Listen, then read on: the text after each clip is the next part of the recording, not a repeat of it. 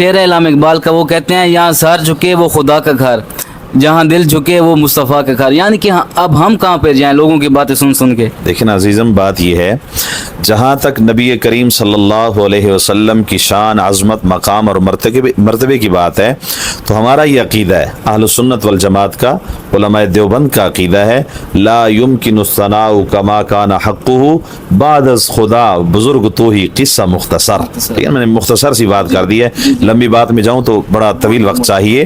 بات یہ ہے کہ اگر اللہ کے بعد کوئی مقام والی ہستی ہے نا، خدا کے بعد اگر کسی کا مقام ہے وہ جناب محمد الرسول اللہ صلی اللہ علیہ وسلم کا مقام ہے. حضور سے اوپر کسی کا مقام خدا کی خدائی میں نہیں ہے. ٹھیک ہے نا.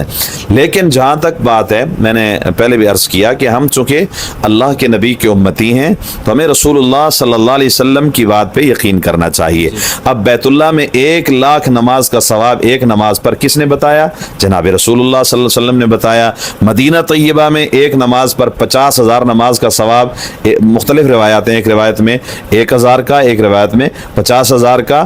تو یہ ثواب کس نے بتایا؟ جناب رسول اللہ صلی اللہ علیہ وسلم نے بتلایا.